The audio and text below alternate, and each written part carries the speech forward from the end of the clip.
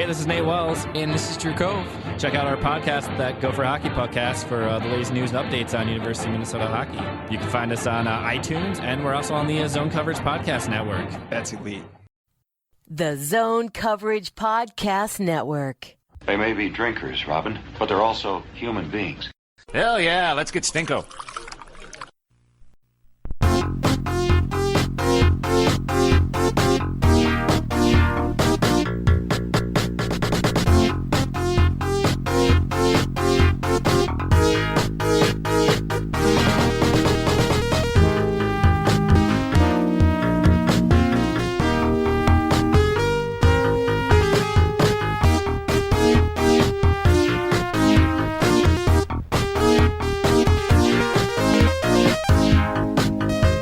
Welcome, Giles and the Goalie Podcast.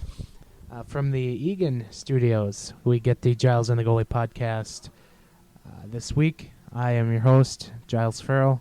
Sitting next to me, as always, is Ben Remington. Hello. Ben, happy Super Bowl Sunday. As we record here on Sunday prior to the Super Bowl. Lovely food is brewing in the kitchen. Yeah. A wonderful spread. I'm hosting the Super Bowl for the first time this year, and I'm thoroughly excited. And the party before the Super Bowl party last night was even more wonderful. The pre-party? So, yeah. As you got to see firsthand the damage we did on on some spirituous beverages. Yeah, I wouldn't advise drinking that much tequila, but yeah, no, I really do enjoy the Super Bowl. I'm not a huge NFL guy, as you know. I'll watch it. Like, I've watched most of the playoff games, I would say, but I'm an advertising guy, so I do enjoy the commercials, like everyone else does, you know.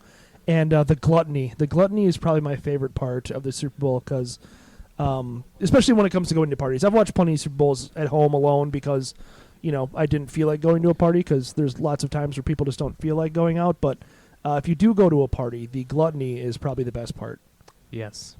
We've got quite a spread here. We've got tacos, and we're going to get the tachos going. We've got pulled pork. Yes. We've got smokies and meatballs and chips and dip and all the finest foods that you can think of for a Super Bowl Sunday. Tremendous.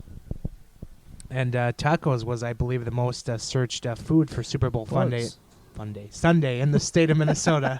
It was. I don't know if anybody saw that map, but that was a fun tweet to make fun of, as some states nailed it as Minnesota did, and other states could not have gotten it more horribly wrong. Like Vegas? Yeah, like Nevada? Like Nevada with their vegan bacon cheese something or another, but those three words just don't go together. Speaking of horribly wrong, the Minnesota Wild did pick up their action here late in the week this past week. They returned from their All-Star break / bye week. And if you did not see any of the fine coverage we laid out for you at zonecoverage.com, do check that out, zonecoverage.com/wild. We had features from myself, yourself, Heather Rule every day of the week. Really laid out some fine hockey coverage for you. So it's amazing how much more time we have to write when they don't actually play games. Yeah, it's awesome. Jamie enjoyed the non-playing of Wild games this week. I bet. I can only imagine. She said the break was too short. Of course, yeah. She can't wait for the off-season. Roz's the same way, so. She wants my attention. I understand.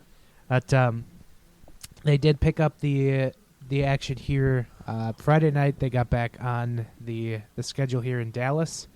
They came out Friday night and kind of laid a little bit of an egg, as I alluded to in the post-game recap, although the Dallas Stars did have their bye week ended like a couple days earlier. They played Buffalo on Wednesday, in which I kind of had a small gripe with the NHL, where teams coming out of the bye week are playing teams that have already, played, and then they just get like waxed essentially. Yeah. It's kind of a universal thing that I don't like, but whatever. Players want the bye week, so yeah, and that's fine. And so I don't know. It seemed weird with the timing this year that the Wild's bye week kind of coincided with the All-Star game. Charlie and it seemed Coyle like approved. a lot of it seemed like a lot of was it like half the league that was on a bye after the All-Star break? Yeah. It seemed like it. And then so you had just like a weird smattering of games this past week every night, and then most of the league came back either Friday or Saturday or both in the Wild's case. But yeah, I don't know. Especially coming out of the All-Star break, I think it felt extra weird because you already had they played their last game on what was it, like Wednesday before the break, and so to go literally 9 days between games and throwing an All-Star game in there is a little bit odd, and I don't know. Maybe that is the better way to do it. Maybe they did that intentionally and figured, hey, let's just give basically everybody but a handful of folks this entire weekend and the full week off. I guess I understand the argument there. But as you said, yeah, a lot of teams come out flat after the All-Star break. It is a little bit, or after the bye week, it is a little bit odd. But the Wild lose in Dallas 3-1 to the Stars. Wild did get the game tied in the second period at 1. Brad Hunt, not the referee. I got distracted. She's parading food around like Yeah. Vanna White. I feel like she's just trying to rub my face in that. Well, then why? Yeah, and why do you take it away?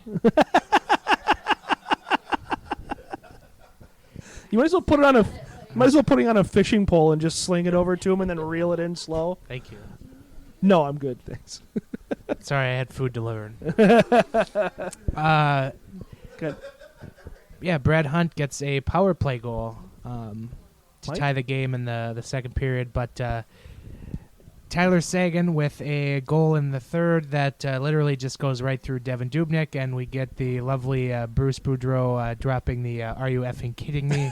on the bench, and Sagan does add an empty netter to seal the 3-1 win. And I talked about it in the post game. Devin Dubnyk was great, and then he just gives up that dud of a goal. Yeah. But that is how the Wild returned from their break in a game in which it took them 2 periods to get it going. Right. They had no good looks at the net whatsoever in the first 2 periods. But more on that. Check out the post game recap that I did on our YouTube channel or our Facebook page. Yes. There's video there. And then the Wild come back at home the next night to the Chicago Blackhawks. They lose 4-3 in overtime. Eric Gustafsson with a pair of goals for the Blackhawks, including the winner in the overtime session.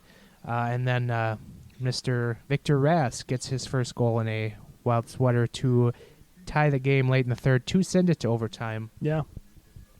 But that's your week in review from the Minnesota Wild. All 2 games. Yeah. Back to back. The newsworthy thing of the week that happened with the Minnesota Wild was Alex Stalock gets a contract extension. It had been alluded to previously. And he gets a 3-year extension. Let me repeat that. Alex Stalock gets a 3-year extension from general manager Paul Fenton. And I did find it thoroughly fascinating when he just cited the fact that he was a local guy. We've made our opinions on Stalock well known here, and not even really hating on Stalock so much, but just I feel like we've always just kind of called it what it is. We're not saying that he needs to get sent down to the AHL and he doesn't deserve to be in the NHL or whatever, but call it what it is. He's a below average NHL backup. He's at the very, very best. At his very best, he's a middle of the road backup. But typically, and what we've seen out of him in the 2 years where he's been the primary backup, he's below average. He is literally in the lower half of all NHL backup goalies. And we've also talked about this, the weirdness that is the economy of the NHL. Backup goaltenders, even very good backup goaltenders. There's a lot of journeymen out there who kind of bounce from team to team, but end up putting up pretty decent numbers. There's a pretty long list of them. They don't make a ton for whatever reason. Primary goaltenders, your not even Devin Dubnyk, he doesn't even make that much, but your Carey Prices, your Braden Holtbys, et cetera, they make pretty decent money, but for whatever reason, the backups just don't make a whole lot. And So it just kind of really leads to a confusing situation where they gave Stalock not so much the money they gave him, because the money they gave him wasn't much, and it's fine if you're getting a savings on him and spending it elsewhere, that's fine. But 3 years of it, that just baffles me, especially when it seems like you've got a guy in Iowa, Capo Kakinen, who, is he ready right now? No, maybe not. But I don't think it's really crazy to say that Capo Kakinen can't play in the NHL next year. And I think it's even less crazy to say he can't play in the NHL in 2 years, in the final year of Devin Dubnyk's contract. So you've got a guy, finally you've got a goaltender, maybe not a goaltender of the future, but at the very worst, a backup of the future. And instead you signed a guy who has had plenty of time in the NHL to prove himself and has proven himself to be below average backup goaltender. You give him 3 more years. And I heard the argument made about the whole Seattle thing. It's like, that's 3 years from now. Who cares? That's a lame. That has nothing to do with it. Reason with. I'm sorry. I mean, the Wild went into the Vegas expansion almost not having a goaltender to protect because Dubnyk was the only one on the roster, and that's why they signed Stalock to begin with.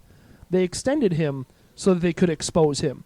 Why are you looking at that scenario 3 years ahead of time? It makes zero sense. So I don't know. I'm just completely baffled by this signing. Certainly nothing against Stalock. I'm sure he's a great guy, and I don't take any issue with him. He's a big hit on local radio. Yeah, well, that might make me like him less, but but it's just like, why did you feel the need to sign this guy for a contract that literally no other backup in the league is signed to? Like, how many other backups in the league are signed 3 years out? None of them. None of them. And so it just doesn't make any sense. You don't give backup goaltenders that kind of an extension. No. And even if it is on the cheap side, like, what do you think you're going to be saving money in the long run? Like suddenly he's going to be a $2 million goalie in 3 years? No. You're wearing out Devin Dubnyk in the long run is what you're doing. Yeah. By signing this contract. And this is the exact quote from Paul Fenn that I referenced a little bit ago before you had your sound off here on the extension. I was giving you time to eat, yeah, Charles. Thank you. This is from Michael Russo in The Athletic. Fenton said, "We wanted to reward Al. We think he's a really good piece that glues this team and this organization together, being a local guy." So they want him as a locker room concierge? Is that what they signed him to 3 years to be? Like, he knows a really good Italian place, like on the deep east side to take some guys to? I'm just now thinking of Home Alone 2 and Tim Curry just going, "This is the concierge, sir." That's what Stalock is. He's the wild locker room concierge. Good for him. Great signing. I'm glad we've got the show title out of the way early. But this is your reasoning. He gives this reason on record, and he says he's a local guy. We think he's a really good piece because he's a local guy. Yeah. Tons of sense. I think it was because Tony Abbott, a friend from The Athletic, who said if he's from, somewhere in Denver, yeah, he doesn't get this extension. No. He's probably right. He's absolutely right. And the amount of people who think this is a good deal. Why? What's wrong with you? Look at the stats. Because he's stats popular don't lie, on folks. local radio. Yeah, because he's from Duluth. Yeah, well. Yeah. Folks, I don't hate him because he's from Duluth. No. I don't like him because he's not good. Right. Sorry. Yeah, that's just kind of... That's how that works. Yeah. If your only reason for signing him is just to cover yourself for the Seattle expansion draft, then that's a questionable move. And you need to sign a backup goaltender who can perform at a level that you need to give Devin Dubnyk more nights off for. Like, Alex Stalock has never done that. In fact, he's lost the confidence of the head coach, several times. Yeah. And the only time he gets played is in back-to-backs. Yeah. Yeah, it doesn't make any sense. It just I don't know how any of those reasons for signing him are legitimate reasons. I mean, ideally you sign players, you can sign them for a lot of reasons, but I mean, ideally the biggest reason you want to sign a player is that he's good, or you think he's going to be good. Like one of those two things. Either he's good now, or you think he's going to be good. And I don't think Stalock really checks either of those boxes. So No. it just makes it all the more confusing. The other kind of newsy thing here of the week just happened here this morning on Sunday as defenseman Nate Prosser and forward JT Brown placed on waivers by Paul Fenn. And you figured the move was coming at least for Prosser, who hasn't played in forever, and just needing to get, some space cleared up so they can possibly recall like either or both of Joel Eriksson Ek and Luke Cunnin, who have been marooned in Iowa Yeah. because of the acquisition of Anthony Bitetto. And Brad Hunt, yeah. Sorry, last week I really butchered his name. Yeah, we had no idea who he was. Bieto, I think we called him Nieto. Well, I was trying to read the pronunciation and it came out bit the toe. It's like that too. It's like another. I was thinking about this. It never really took off like Ice the Ticks. No, Thankfully. that's fine. That's fine though. Nothing can beat Ice the Ticks. No. And I even last night I made a tweet that said there's no like more aesthetically pleasing jersey matchup than Penguins and Leafs that I was watching before the Wild game. Sure. And I was expecting my former roommate to chime in with Ice the Ticks, and that never happened. So he must have unfollowed me. I don't blame him. Yeah, it's hard to. But anyway, back to the point here. Nate Prosser, 15 games played, obviously, and his last one was on January 17th against the Anaheim Ducks. He had quite a few games in January, actually. Yeah, after Dumba's injury, he played quite a bit. He had because he's right-handed. Imagine that. Yeah, featured pretty heavily after Dumba went out, but 15 games played. But really, before Dumba's injury, he had only played twice in the season. Yeah, and so he just never really had a place here on this team really this year. So him being waived and maybe getting picked up remains to be seen. But we'll kind of see where that goes. And then kind of the surprise was JT Brown, who was signed to a contract by Paul Fenn in the offseason to a 2-year deal. 35 games, 1 goal and 3 assists for JT Brown, who featured heavily over the All-Star weekend for participating in the House of Chell. Yeah. Which I'm sorry, I can't say Chell without cringing on the inside. Like I feel like that's me showing my age, but maybe. I can't call it Chell. I can't either. It's I like can't upsetting. Like get on board with that. I know all the youngsters out there call it Chell, but I can't. I've now said it like 5 times, so I have to take like 5 drinks of punishment. Mm-hmm. 5 Hail Marys. And so the question I have on JT Brown is you sign this guy to a one-way contract, 2 years, one-way contract, $687,000 on your cap, which is reasonable, but well, I don't get. I think a lot of us kind of questioned that contract at the time. No, it was a good move. Yeah, well, I mean, but I think a lot of us. I remember questioning it why it was one way, and why it was 2 years.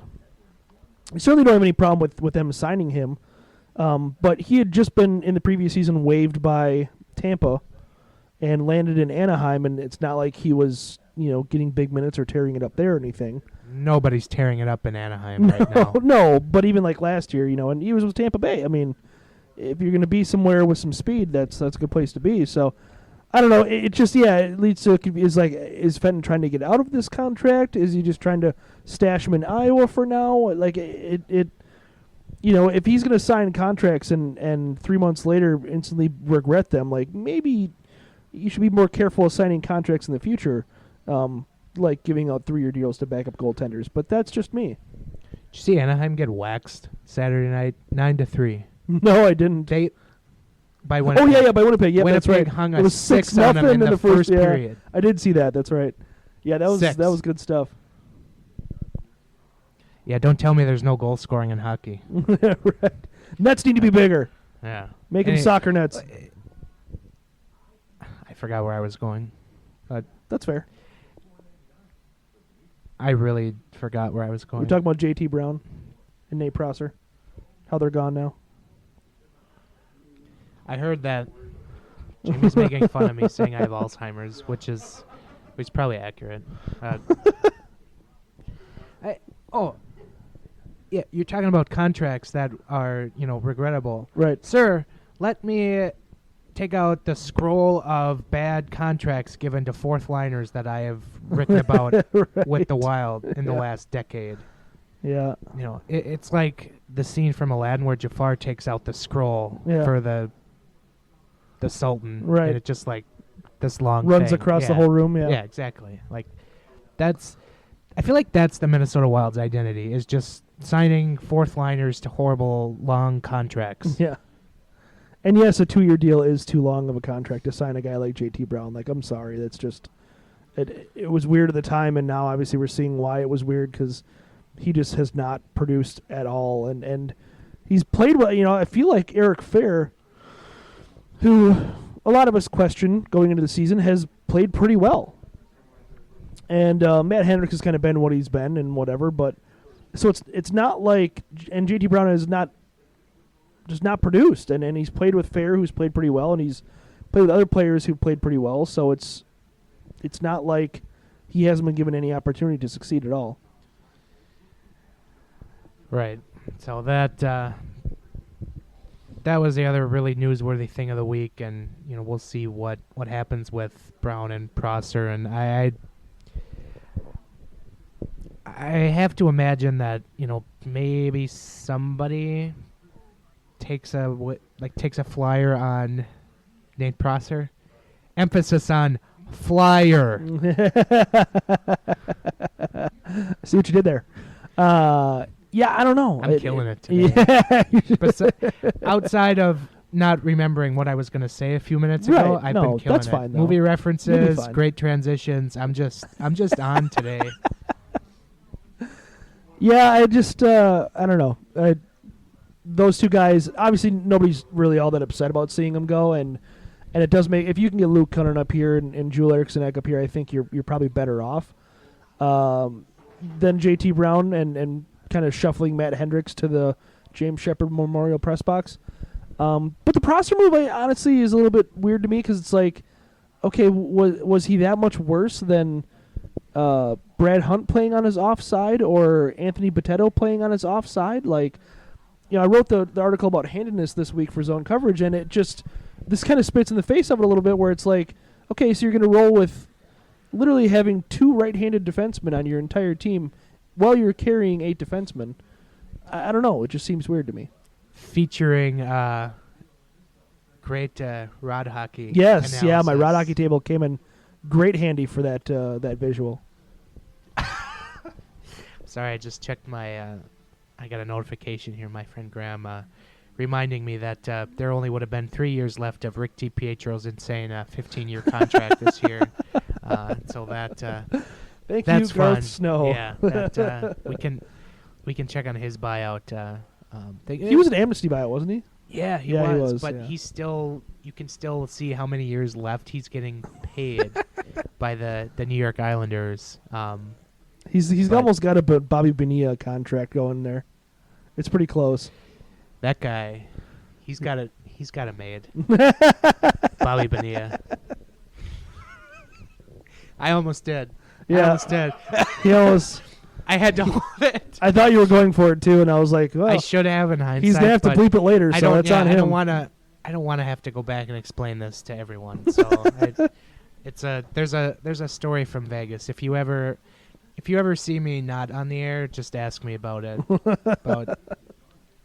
Yeah, just reference Pat Mahomes and Vegas Yep. and something I can't say on air. Then Right.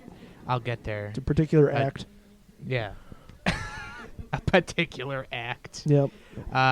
Rick DiPietro's buyout, for reference, going till 2029. Jesus Christ. That's pretty impressive. He though. gets $1.5 million. Oh, he's doing better than Bonilla. He's getting 50% on Bonilla then. Good for him. Yeah. So there you go. Sorry, I'm trying to fill time here because we don't really have a lot to talk about. No, and that's fine. And I also want to reference with Anthony Botetto that I now just remembered. I did an article on him this week, and I pretty much openly pondered why the Wild picked this guy up off of waivers. Well, he had one prerequisite, and that was that he played for Nashville. Yeah. We're just becoming the Nashville Reject Club. Yeah, Nashville North. So they're, that's what we are. Right. Yeah. Just rename a radio station Nashville North instead of... instead of Candy Bar North. Right. All right. Yeah, so I don't, we can jump right into quote of the week and all of our fun stuff if you want to just do that. We don't have to kill time.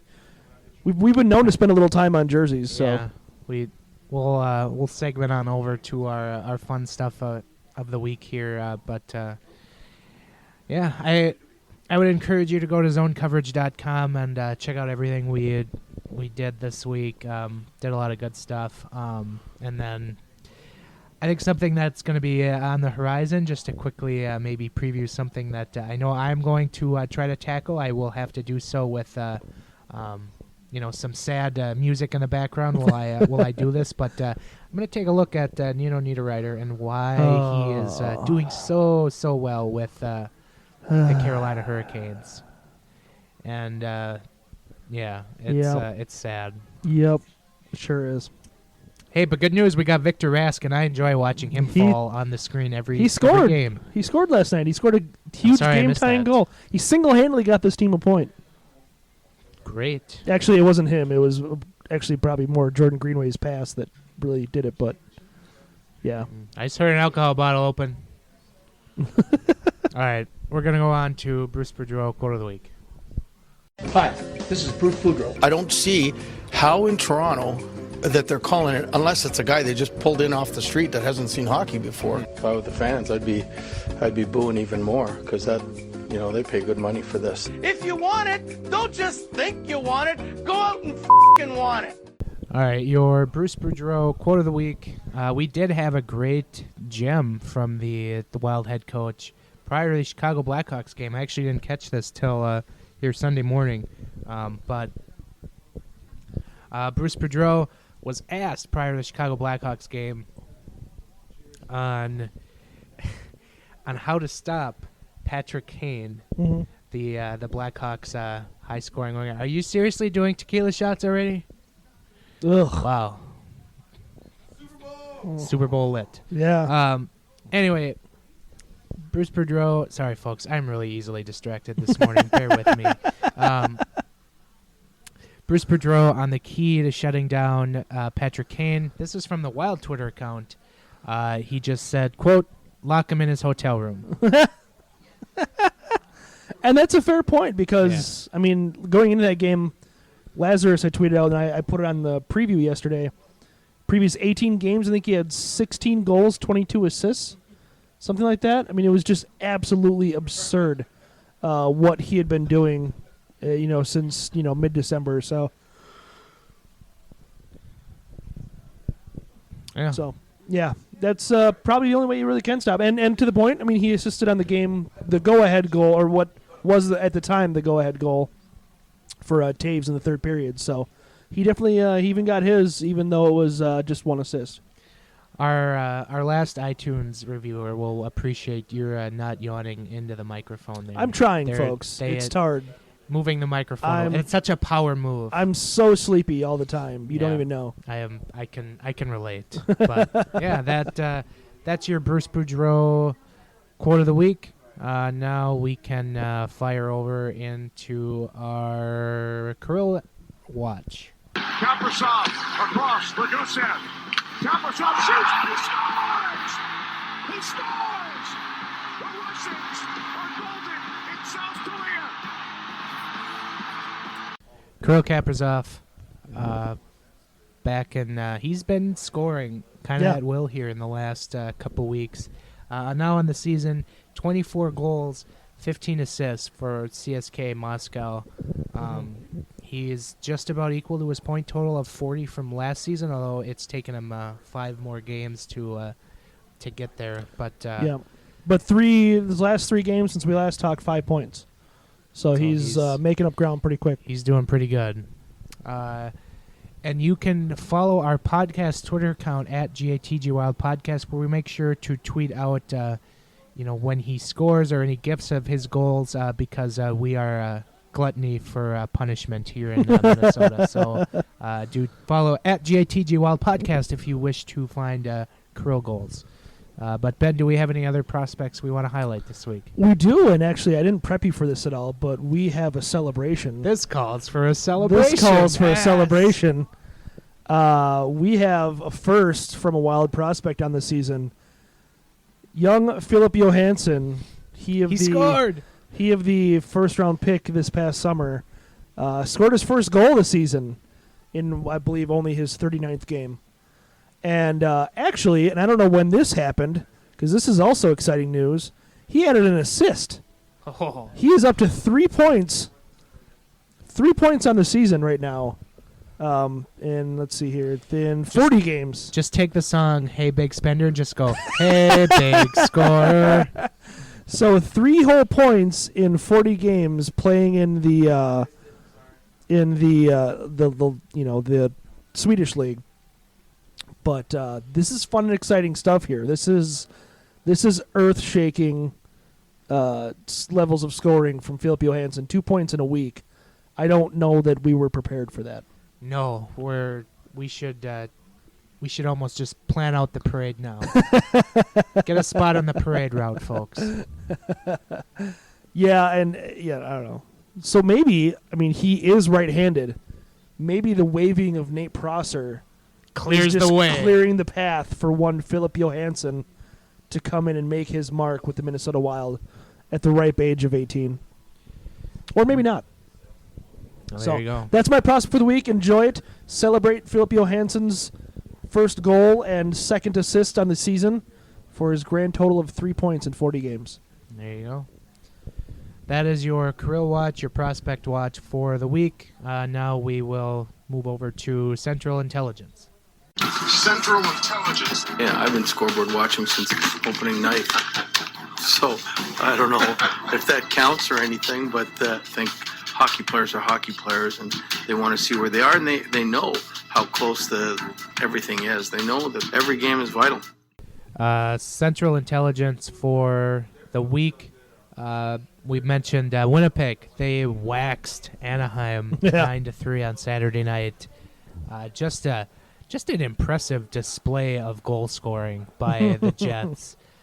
Just about every minute or so, it seemed like there was another goal. I think being nearly scored. every player on the team had a point as well. Yeah, and I know that I'm all for having the Ducks waxed. I shouldn't say that. I actually like the Ducks. Don't know why anymore, but Yeah, well, they won you back. They won your heart back. They pull on my heartstrings. But Winnipeg does lead the Central Division with 70 points. They're 4 points clear of the Nashville Predators, and the Jets also have 2 games in hand. The Jets have now won 3 in a row, so they're, we kind of mentioned, I think it was like last week or a couple weeks ago, that Central Division was just kind of floundering essentially. But Jets have pulled it together here. Then the Predators, 66 points. They also lost to Dallas last night, so the Stars kind of pulling it together here, and they have won now 4 in a row, and they have jumped over the Wild for third in the Central Division. The Dallas Stars have 58 points, so they're 2 clear of the Minnesota Wild, who have 56 points. They're in 4th in the Central Division, holders of the first wild card spot in the Western Conference. LOL moment when you look at the wild card standings on Sunday and you see the Vancouver Canucks with 54 points in that spot.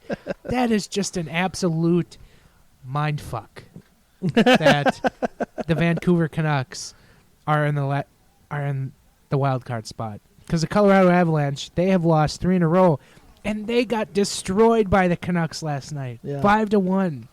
5-1. I think their goaltending has really come back down to earth after a hot start. The Avalanche, it's bad. The Avalanche are learning that their goaltending is not good, and one line can only get you so far in this league. Well, they split it up too. They split up that line because they were struggling so hard. Not good. That's just it too. It's just like, when you have a line that's that good and you they contribute a goal or two a night, that's wonderful. But then when your goaltending lets up 3 or 4 a night, that's not so wonderful. So don't blame it on the line. The Avalanche, 52 points. They are 4 points behind Minnesota in the Central, and they're 2 behind Vancouver for that wild card spot. The Blues, these St. Louis Blues. The fighting Berubes. It's not the same. It's not. 51 points. They're 3 points clear of a wild card spot. Yeah. Like a week ago, I felt dumb when I tweeted out, like, is St. Louis going to catch up? Or I think I might even said that last week. Amazing things happen when you get rid of Mike Yeo. And then the Chicago Blackhawks at 49 points. Like, man. They're not even really out of it either. That's just it. Like, I think the Kings are very safely out of it. But the Blackhawks, only 5 points behind a playoff spot, and they're playing very well. I believe that was their 4th win in a row last night. Christ, it might even been their 6th or 5th. I don't know. So anyway, 4th. Blackhawks playing pretty well right now. We'll see what that turns into because Cam Ward can only carry you so far. But if Corey Crawford comes back, and he's Corey Crawford of old, they could be a dangerous team down the stretch, and they could, they've got obviously enough talent up front to where they could do it. I'd have to take a closer look at what's going on with the Blues, but this just wrecks my mind that they're 3 points out of a playoff spot, and they've won 7 out of 10 now, and they're creeping up, folks. Like they could jump Colorado here. It's not entirely out of the realm of possibility, and the Blues are doing this with not Jake Allen, but Jordan Binnington. Something called Jordan Binnington, who's playing out of his mind for the Blues. In 10 games this season, he has gone 6-1-1, 186 goals against average, and 922 save percentage. That's pretty good. Get out of your mind. He is not ass. It's incredible what you can do when your goaltender doesn't play like ass. Yeah. So there's your Central Intelligence report. And now we fire over into jerseys. Here to start the third period.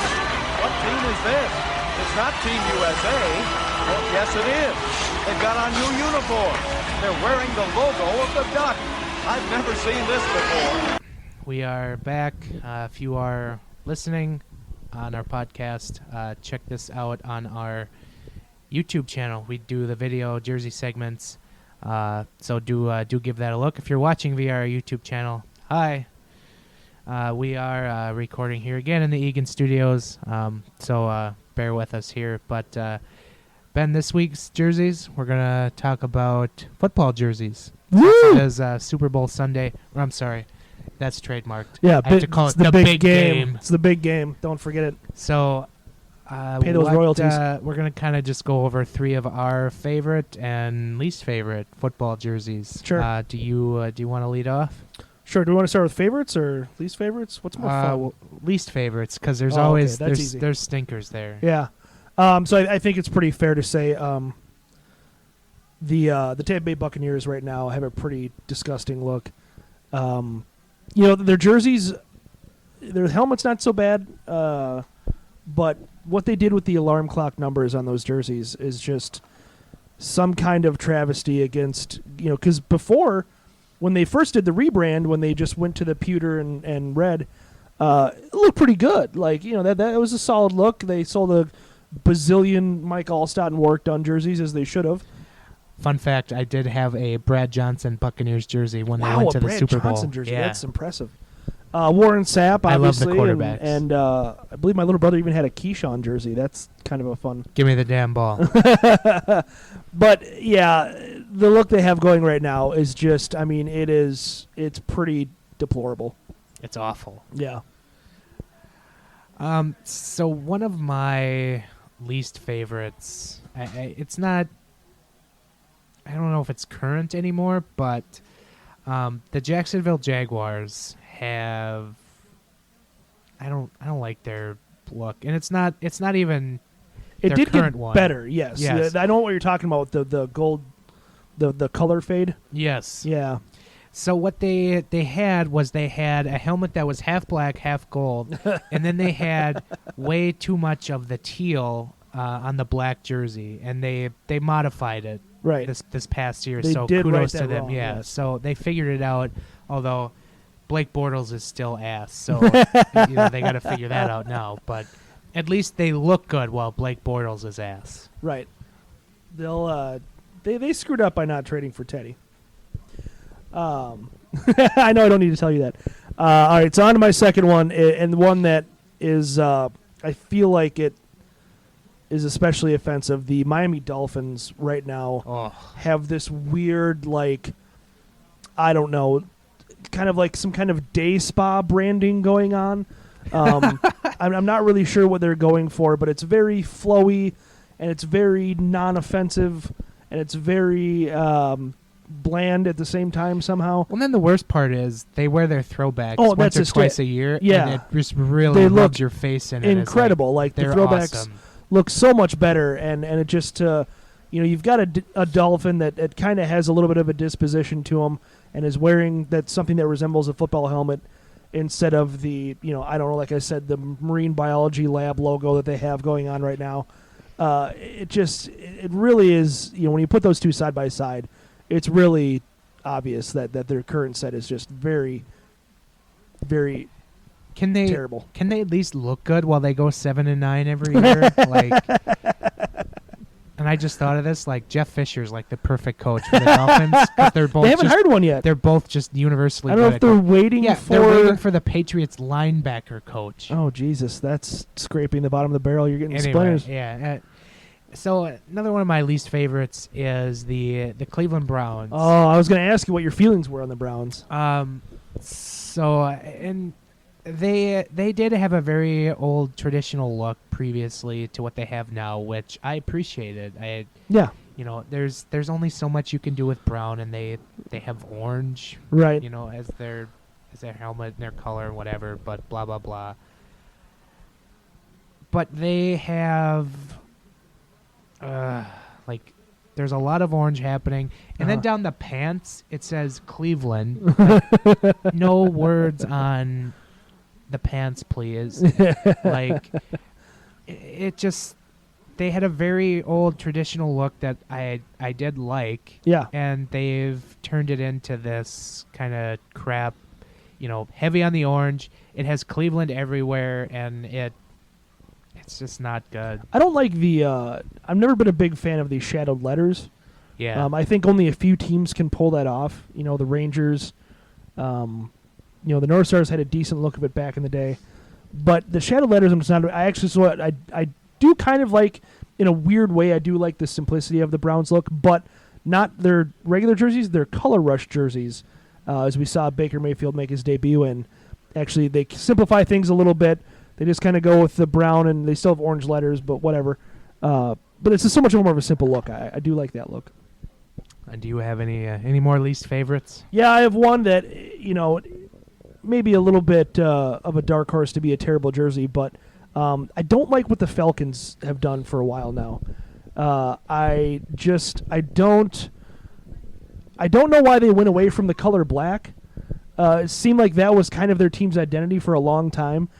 And so then they rebranded when Michael Vick was there, and I totally get that because they did look a little bit dated in his rookie year. That black Michael Vick jersey when they rebranded was great. Yeah, exactly. And so they rebranded to black, and everyone's like, "Wow, this is pretty cool. Like that's a good look." And then they come up with a red jersey, an alternate, and everyone's like, "Oh, okay, one of your colors is red. That's fine." They went nuts over a red jersey. And Where have I heard that before? Yeah, and then they just went balls deep on the red jersey for about a decade afterwards. I still haven't figured out why they're still doing that, but. What happened to that black jersey? That was a good jersey. And so now they've got this weird look where they've got a completely red jersey and a black helmet. It's just kind of confusing. And then they wear white pants with it, and it's even more confusing. They do wear their black throwbacks like once a year. Yes. Yeah. Which I enjoy. But I didn't need the throwback. Right, just the black. Right. I mean, let's just call it the Michael Vick era black jerseys. I don't know where they went. Where have they gone? I mean, they do probably want to distance themselves from that, which is sure. Probably well, hard to blame. But it's not like somebody's going to be wearing a Michael Vick jersey on the field. Regrettably, I did just have one don't of let someone those, wear 7. I and don't then know. I don't have it anymore. Oh, well, yeah. Along with my like Kurt Warner Rams jersey. Oh, Like, that's it too bad. Yeah, it sucks. Yeah. Like I made some poor choices when I was a kid. So my last least favorite, I am very much going to stick it here to Green Bay because I hate them. So no, not their main jerseys. Those are okay. Fine. Yeah, those are fine. It's their god awful alternates that they feel like they need to bring out once a year, and they have blue and yellow, and there's a lot of mixture in that, which is not good. Like it's half gold, half blue, and then the pants are like cream. Yeah. Like Notre Dame pants looking things, and it's shit. Like that's what it is. Like, and they had a worse one previously where they had like the number was like circled on the front of the uniform. Yes, those are bad. And I'm trying to find those are really bad because it is awful. Like they are awful. Green Bay is awful. Like I didn't know that. I think they're definitely hurt by the one shell rule with those throwbacks because they did when they first came out with them. They wore brown helmets trying to make them look like leather helmets, which didn't really work all that well. But then now they just wear like a plain yellow helmet, and it just looks really weird, not a place. Like when the Lions do it, it's like, okay, that's actually what they wore. They just wore like a silver helmet. Now the Packers is like, no, they never wore a plain yellow helmet ever. So I don't understand what the purpose of that is. Honorable mention, just quickly, for one of my least favorites is also the Pittsburgh Steelers Bumblebee jersey. Yeah. That is awful as well. Yeah, it's not fun. Yeah. So, all right, on to our favorites. What are you leading off with? Well, I'm probably might steal a little bit of your thunder here, but I really do enjoy, as does everyone, the Rams throwbacks that they'll be wearing today, actually, for the Super Bowl. It's a really solid look. I do enjoy that they've really embraced them with their move back to L.A. I guess I understand why they changed going to St. Louis. Maybe they wanted to get away from that history a little bit. But the Rams throwbacks are just tremendous. It's a very simple color scheme. The helmet has been a very simple design, but it works pretty well, I feel like. Similar to the Vikings. I think it's just a simple design, but it works. While not just being someone's logo slapped on the side of a helmet. So that I'm a fan of those. I am a big fan of the San Francisco 49ers and their uniforms. Was it like 5-6 years ago? They went back to the more traditional, Bill Walsh era looking uniforms. They got rid of the drop shadow jerseys that they had under Jeff Garcia's era. Right. Which, oh God, Jeff Garcia. Yeah. Wow, that's a Terrell Owens. Oh. Back in those days. But they went back to the the very traditional looking uniform, and it's a good solid look with the kind of the light brown helmet with the iconic SF on the side, and then just the red jersey with the white stripes on the sleeve and the the tan pants. It's a great look that has really aged well over time. When you watch old Super Bowl highlights of like Joe Montana, it still looks good, and they went back to it rightfully, and it's a great look. And I wish the 49ers were a more watchable football team. They were when they had a certain quarterback. When Jimmy Handsome comes back next year, they'll be more watchable. Hopefully. Jimmy Garoppolo. Maybe. Jimmy Handsome, yeah. I think you can, by the way, I don't mean to bust your balls too hard, but I think you can call that color gold. I think that's kind of what they were going gold? for. Okay. Yeah. Because 49ers with the gold rush, that whole thing. I need some explanations here. Give me I mean, you could call it tan, I guess, but all right. I think they were going for gold. What other favorites are on your list? Well, I'll keep it in the Bay Area for the foreseeable future. But the Raiders, I think, as laughable, and I mean absolutely laughable as a franchise as the Raiders are, they do still have a great look. I feel like that is. You mean to say you didn't enjoy the sign going into the Vegas Strip that's just basically John Gruden and it says the Raiders are coming? Like you didn't enjoy that? No, not really. And so I hope that I really kind of do hope that Vegas doesn't mess with their look much. I don't know if that's going to happen. I don't think they've alluded to it at all.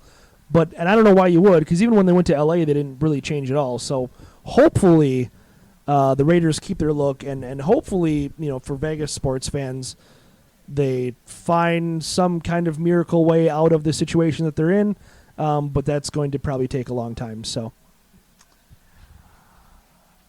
I'm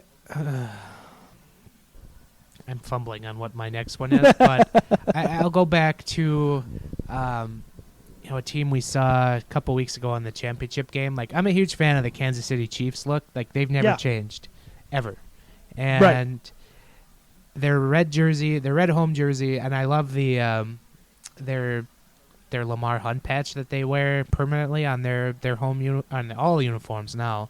But I love the red. They have the right. I feel like they have like the right mixture of white and yellow. Yeah, and they use yellow as an accent very well without overdoing it.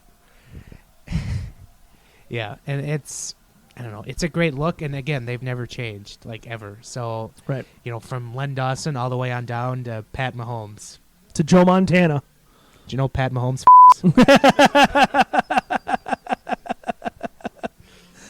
You have fun bleeping that. Yeah, I have to do it on 2 different devices. I know, I was going to say, yeah. That's create more work for yourself, but that's fine.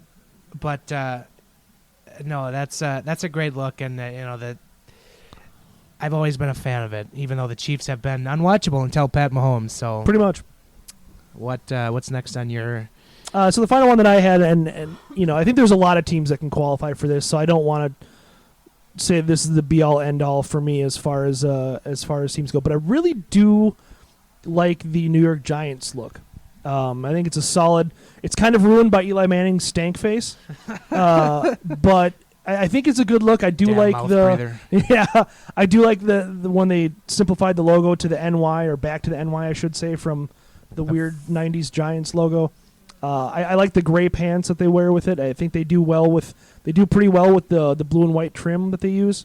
So I do like their current look. I think it's a pretty solid, very simple look, and I enjoy that. So the last one that I have is, I'm gonna dip into the local bag here, because I ended the least favorites with Green Bay, so I have to go favorites with the local. Of course, but it was something that Andy Carlson actually tweeted out earlier in the week. I know what you're talking about, and he said that the Vikings should have these uniforms be permanent at home, and then he said, change my mind. And it's their throwback home uniforms that they did wear, like they were wearing like late in the 2000s. Yeah, they wore them. God, Favre even wore it. Yeah. Yeah, they used it as an alternate like once or twice a season. My biggest regret was I wanted to get one of those with Jared Allen, and I never got one. Yes. And that would have been a nice jersey. I'm horrible. Yeah, I have many, many regrets about not getting one. But, I mean, the old Vikings home uniform was such an incredible look. Mm-hmm. Purple just with, just plain white numbers. And then they just have the white and gold, stripes on the side. Just a great look. And then just, white pants with the purple and yellow stripe down the side. It's good. And the thing I don't like about the Vikings, what they've done they've tried to modernize the horn, and I just feel like, why? Like, what's the point of that? Yeah, they try to make it like 3D. Right. And it's like, it's on the side of a goddamn football helmet. Why does it need to be 3D? Right, and just leave it the way it was. Like, you've tried to modernize it, and maybe going back to it is maybe good. And like, the thing I don't like about the Vikings jerseys now is they tried to add like horns to like the numbers. Yeah, I don't like that. It just looks like number herpes. I don't know how to follow that.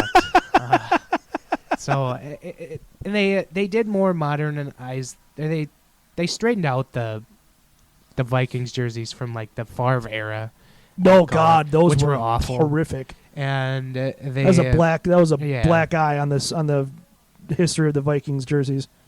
I was gonna say, if you're just saying black eye for Vikings, there's a lot of those. A lot of those. Yeah, they've had many. But yeah, so we can end it on that. So we don't want to go down the rabbit hole of black eye of Vikings jerseys. So or Vikings in general. Yeah. So, all right, that can do it for us. Thank you if you watch this, thank you so much. If you listen to the whole show, thank you so much.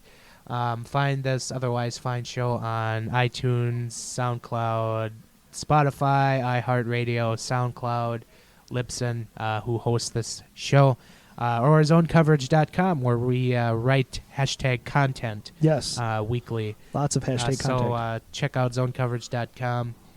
And then you can find Ben and I on Twitter at Giles Furrow, at Ben Remington, podcast Twitter at GATG Wild Podcast. And if you do listen on iTunes, drop us a rating, good or bad. We laugh either way. Yeah. So that will do it for this show, and we will chat with you next week. Later.